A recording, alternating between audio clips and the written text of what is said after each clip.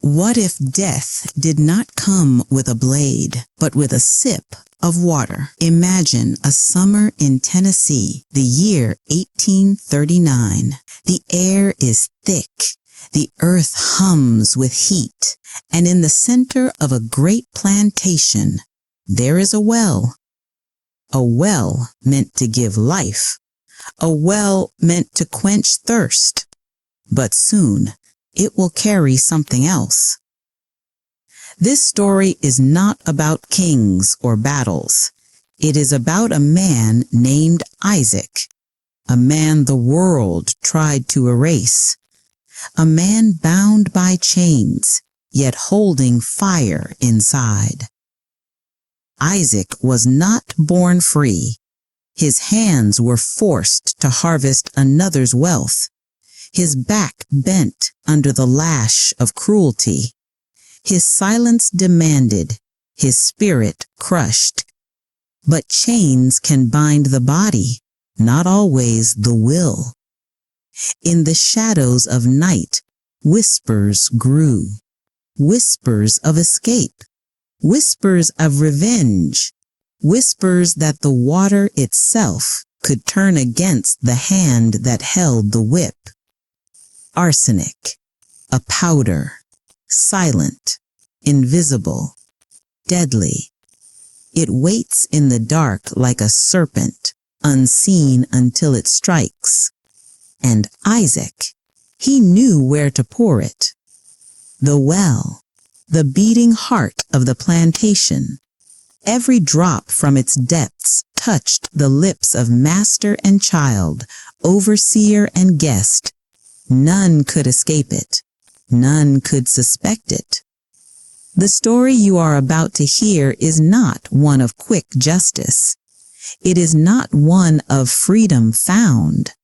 It is a story of fire burning in secret, of a man who chose vengeance over silence. But legends never tell us everything. Was Isaac a monster? Or was he a warning that even in chains, the human spirit can strike back? As we step closer to the well, the air grows colder. The rope creaks. The bucket lures. Water rises from the deep, clear, still, and waiting. The question lingers. When the cup is raised, who will drink first? The mansion rose like a crown above the fields. White walls gleamed in the sun as if carved from bone. Columns stretched toward the sky, proud and cold. It was a house meant to impress, meant to blind. But what shines in daylight often rots in shadow. Around it lay endless rows of cotton, swaying like pale ghosts. The wind carried the sweet smell of harvest, but beneath it lingered another scent: sweat, blood, fear. For every bale lifted into the mansion's storerooms, a back had bent. For every coin dropped into the master's hand, a soul had suffered in silence.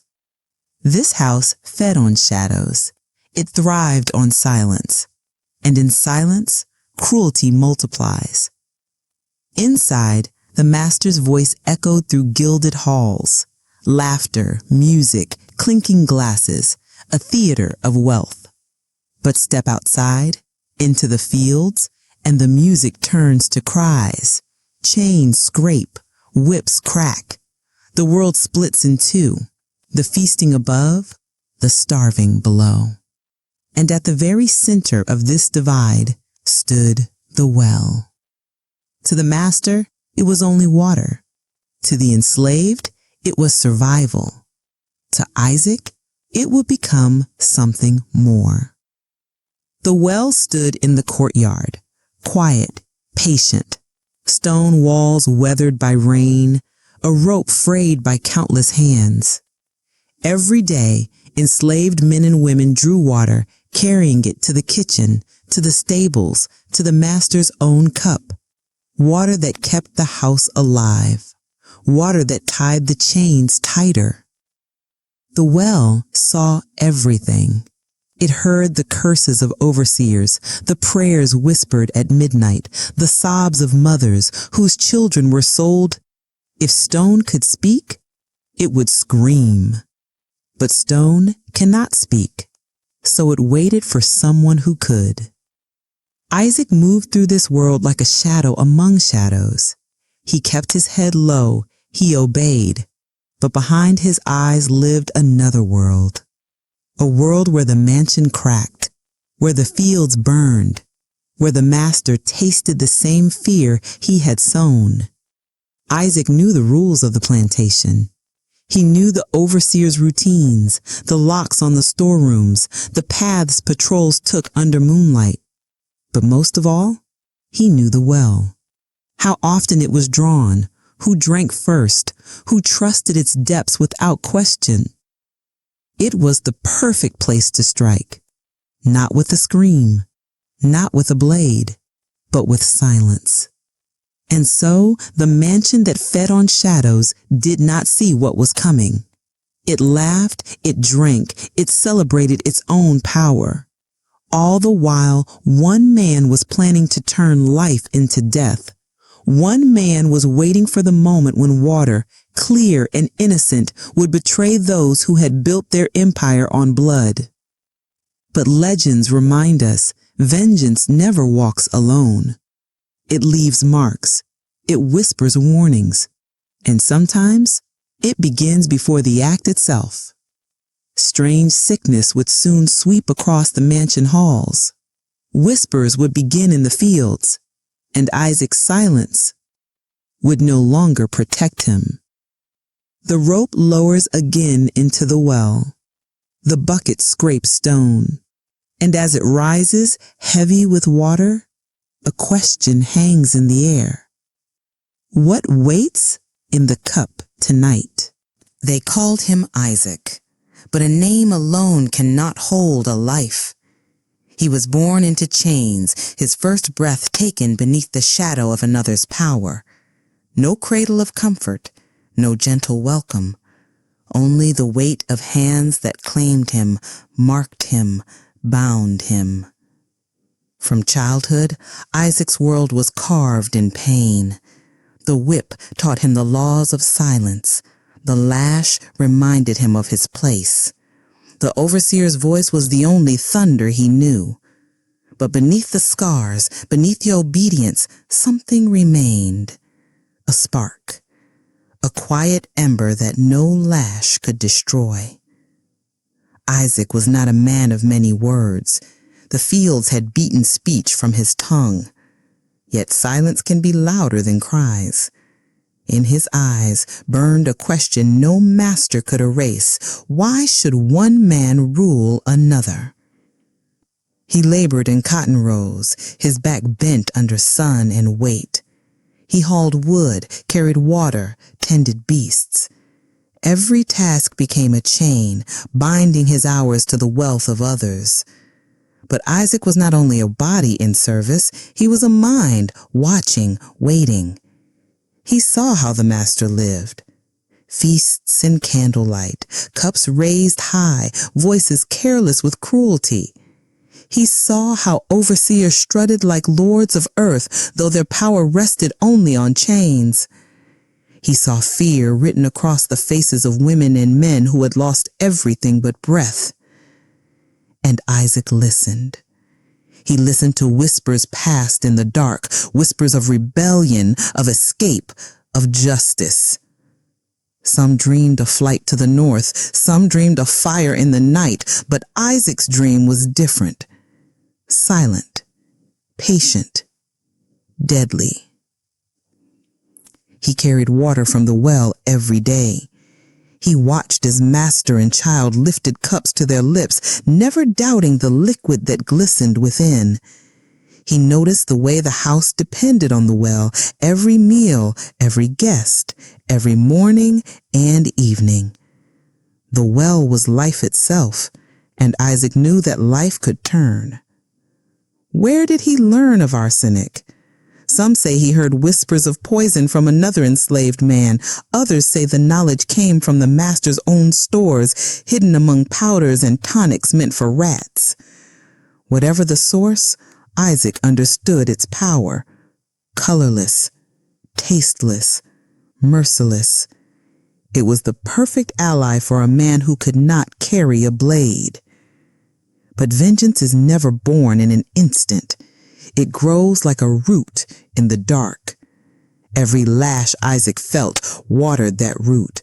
Every cry he heard fed it.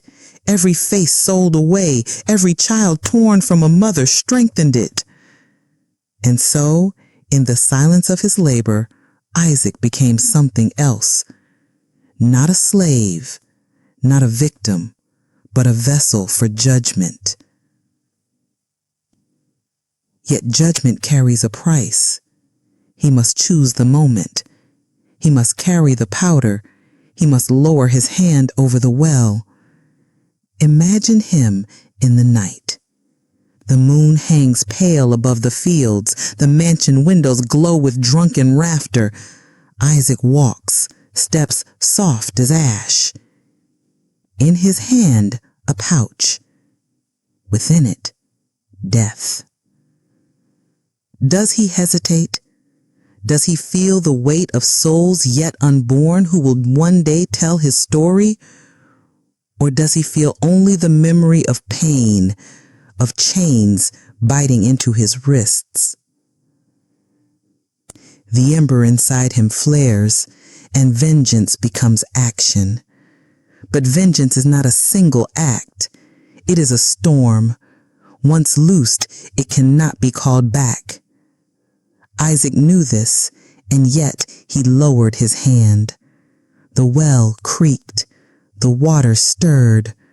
The powder fell, a serpent sliding into the depths. No sound, no cry, no flash of fire. Only silence. And silence is often the loudest scream. The water waited. The cups waited. The mansion waited.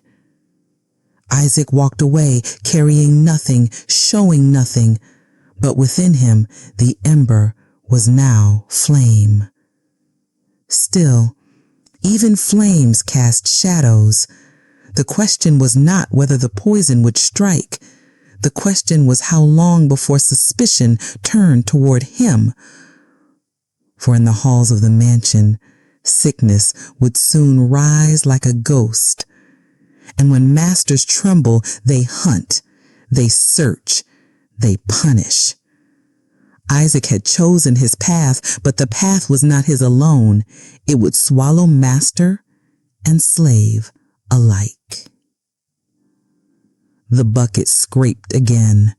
The water shimmered. A hand reached for the cup, and the first sip was taken. Night falls heavy on the plantation. The fields rest, but the air does not. Something stirs, unseen, unheard, but present. Death does not always announce itself with thunder. Sometimes it whispers. It began with a cough, a child of the household, pale beneath candlelight, unable to keep food down.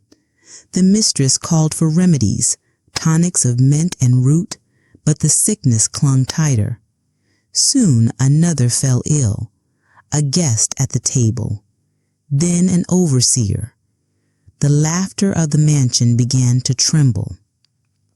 At first, no one spoke the word poison. To believe in poison was to believe someone had dared to strike at the master's house, and such a thought was unthinkable. But whispers have a way of moving through walls. The enslaved heard first, for they see everything, though the master believes them blind. Whispers spread like smoke in the quarters. The water is cursed. The well is sick. The house will fall. Fear grew, but not all fear is the same. For the masters, it was fear of shadows they could not control. For the enslaved, it was fear laced with hope. Hope that maybe, just maybe, the chains of this place were not as eternal as they seemed. Isaac kept his silence. His face gave nothing. He labored as before, carried buckets as before, spoke when spoken to. But silence itself can breed suspicion, and soon eyes began to turn. The overseer, sweating and pale, cursed the well. He accused the cook, the maid, the stable boy. Everyone was guilty, and yet no one could be proved so. The master demanded answers, his voice rising above groans of sickness. He called for doctors. The doctors muttered of fevers, of bad air, of spoiled meat, but still the sick grew weaker. At night the mansion walls echoed with cries. Servants stumbled with basins, with cloths soaked in water drawn from the very source that was killing them. Each sip was another gamble, each swallow a question, will this be the one that ends me? Meanwhile in the fields, the enslaved watched. They saw their oppressors brought low. They saw the mighty shake and sweat, the proud bend in pain. Whispers turned sharper. Some called Isaac a hero. Some feared he had cursed them all. For the water fed both master and slave. And so rumors walked in the night, rumors that Isaac carried a pouch of white death, rumors that he had struck back, silent and sure, rumors that he had doomed them all. Fear divides even the chained. Some begged him in secret to stop. Some stayed away, eyes down, afraid of even being near. But Isaac said nothing. No confession, no denial, only silence. The master, weak and furious, ordered punishment. Anyone could be guilty. Anyone could be whipped until the truth spilled out. And so the lash sang through the night, striking backs already scarred. Men cried out, women fell, children wept. But the truth did not come. For Isaac carried it in silence, as if the burden itself was his crown. Still, suspicion is a poison too, and it seeps deeper than arsenic. Every glance, every whisper, every cough turned into a question. Who had done this, and why? The mansion grew colder, not from air, but from dread. Curtains closed tight, doors locked, meals left untouched. Even the well itself seemed to groan as if it carried a secret too heavy for stone. By now, Isaac could feel the storm building. He knew vengeance never walks without chains, and he knew suspicion would soon lead to him. But still, he moved as before, calm, steady, unseen. One night, the moon high, a voice broke the silence. A woman, enslaved like him, whispered in fear, "Isaac, what have you done?" He did not answer, for some truths are not spoken. Some truths burn in the heart alone. And yet the rumors did not stop. They circled the plantation, louder, sharper, until they reached the ears of the master himself. And the master, pale and trembling, called for the overseer. "Find him," he hissed. "Find the serpent who has struck my house." Chains rattled, torches flared, and footsteps marched into the night. Isaac's silence had carried him this far, but silence, like poison, cannot hide forever. The bucket creaked again over the well. The rope strained. Water rose in the moonlight, and as the first torchlight flickered toward him, the question sharpened. When they ask, will he speak, or will his silence burn them all? The well waited. Stone walls slick with damp, rope worn by countless hands, water glistening in the dark. It had given life for decades, but now it carried death. No trumpet announced the moment. No cry marked the strike. The poison had already fallen, silent as ash, dissolving into the depths. The water looked the same, clear, pure, inviting, yet each drop carried a shadow. The first to drink was a servant. He lifted the bucket, poured a cup, and swallowed deep. The taste was nothing. The change was slow. But within hours, sweat beaded his skin. His stomach twisted. He fell to the ground, gasping. Others followed. A guest at supper, raising his glass in cheer, coughing before the toast was done. An overseer, laughing at his own joke, clutching his gut as the room spun. The mistress herself, pale as lace, whispering prayers as her body betrayed her. One by one, the house faltered. The proud columns stood tall, but inside the halls rang with sickness. Doctors were called again, rushing with powders, herbs, desperate hands. They spoke of fever, of spoiled food, but none dared name the truth, that their lifeline had become their undoing.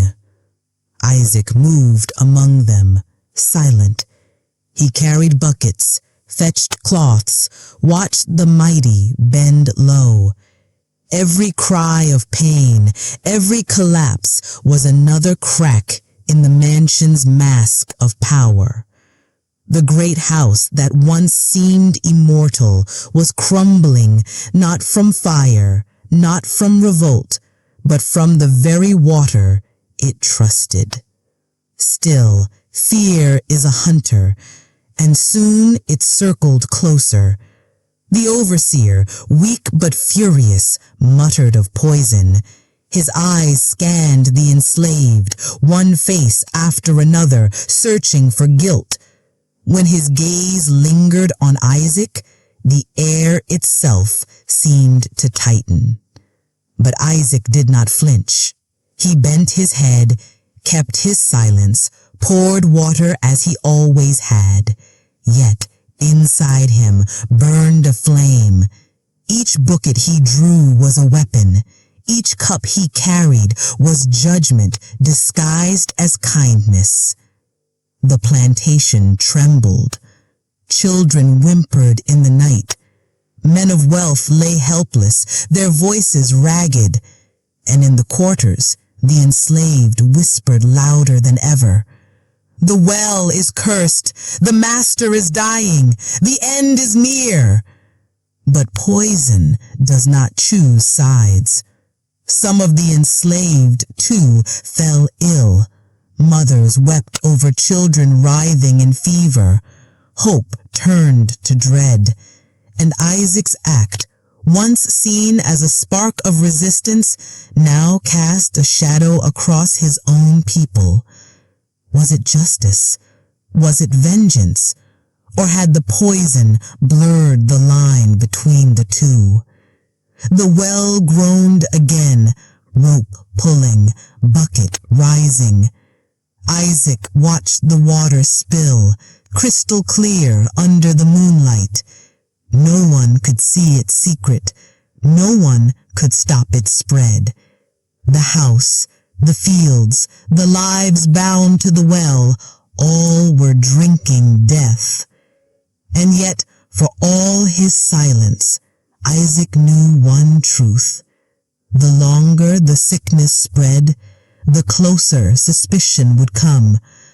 And when it came, no silence could shield him.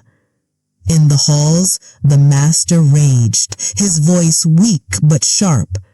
"Find the serpent," he spat, gripping the bedpost. "Find him before he strikes again." Torches lit the night. The overseer staggered forward, eyes narrowed, voice raw. And footsteps began to march toward the quarters. The bucket swayed once more above the well. The water rippled, reflecting the fire of the torches, and in that reflection lay a question no one dared ask aloud. When justice is poisoned, who truly drinks the first cup? The torches came first, a trail of fire across the dark fields, carried by trembling hands. Behind them marched rage, weak, fevered, but dangerous still. The master's command had been clear. Find him, find the serpent in the grass. And so the overseer searched.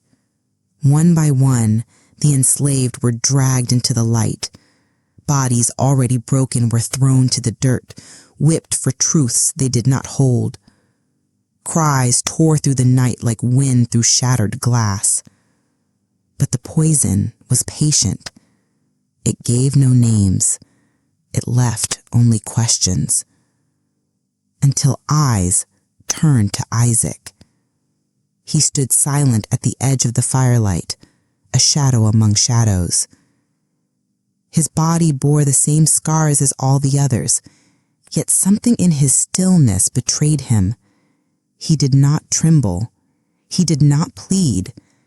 And silence, to those who thirst for answers, is as dangerous as a confession. Bring him forward, the overseer rasped. Chains bit into his wrists once more. Cold iron, heavy as fate. Isaac made no cry, no protest. He walked as if the ground itself had been waiting for his steps. They demanded the truth. They demanded names, motives, a confession. But Isaac gave them nothing. His silence weighed heavier than words. It was as though he had already spoken, not with his tongue, but with the water. The lash was brought again. Leather cracked against his skin, opening flesh, painting the dirt red. Still, he did not speak. Each strike only deepened the mystery.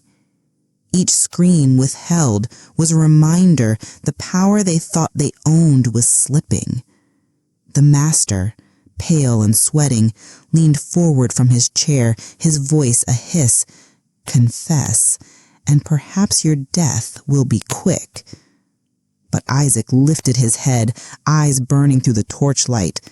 No words, only a gaze, steady, unbroken, that made even the master flinch. What is more terrifying than a man in chains who does not fear death? The punishment grew harsher. The whip was not enough. They pressed him, beat him, starved him. Still, silence. It was not defiance alone. It was judgment, a silence that accused, a silence that condemned. And so the decision was made. Isaac would die. Not quietly, not mercifully, but as an example, a warning to every enslaved soul who might dream of vengeance. The gallows were prepared. The noose swayed in the wind, a serpent of rope. The ground beneath was trampled by boots. The crowd gathered in shadow. Masters, overseers, and enslaved alike, all forced to watch. Isaac stood tall, though his body was broken. Chains clattered as he walked. Each step echoed like a drumbeat, not of fear, but of finality. The overseer shouted his crimes, though none were proven. The master spat curses, though his voice trembled. And Isaac said nothing. The rope was lowered. The noose brushed his skin. And still, he held silence like a crown. Some say a faint smile crossed his face. Others say his eyes burned brighter than the torches themselves, for he knew what they could not admit. Poison spreads deeper than water.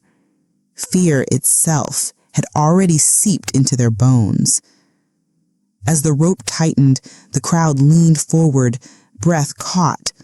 Would he speak at last? Would he confess? Would he curse them? Isaac only closed his eyes, and the silence deepened.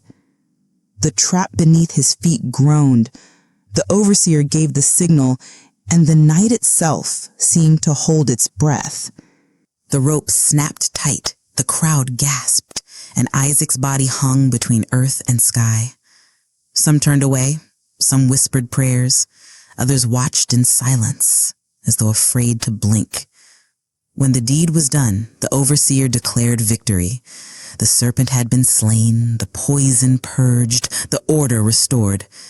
But deep inside, no heart was at peace. The mansion still groaned with sickness. The well still stood, silent, unrepentant. And Isaac's silence lingered, louder than any scream could have been. In the quarters, the enslaved bowed their heads. Some wept for the man who had dared to strike back. Others feared his act had cursed them all. But none could deny Isaac had changed the air itself. The masters no longer walked unshaken. They glanced at their cups, suspicious of every drop. They tasted fear with every swallow. And fear, once tasted, is never forgotten. The well became more than stone and water. It became a story, a warning, a ghost that whispered each time the rope creaked, each time the bucket rose. They said in hushed tones that the water was never pure again, that no prayer, no blessing could wash away what had been poured into it. Some claimed they could hear his footsteps by the well at night. Others swore the rope moved on its own, as though lowering a bucket for the dead. Was it Isaac's spirit, restless, refusing to be silenced? Or was it only memory, heavy, unshakable, echoing through stone? Legends grow where wounds never close, and this wound ran deep.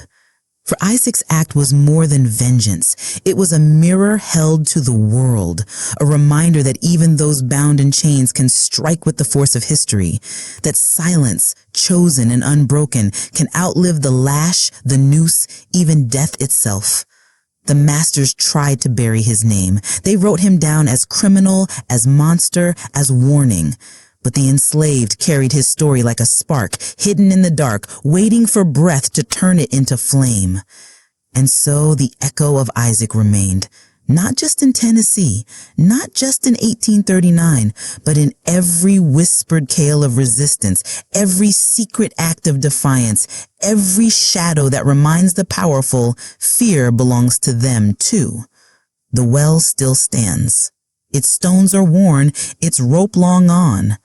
But if you lean close, some say you can still hear it, the faint ripple of water, the soft scrape of rope, the silence of a man who never spoke his last word. Isaac is gone, but Isaac is not gone, for every cup raised to the lips carries his question. When power drinks deep, when cruelty believes itself untouchable, when chains believe they can silence forever, what waits at the bottom of the well?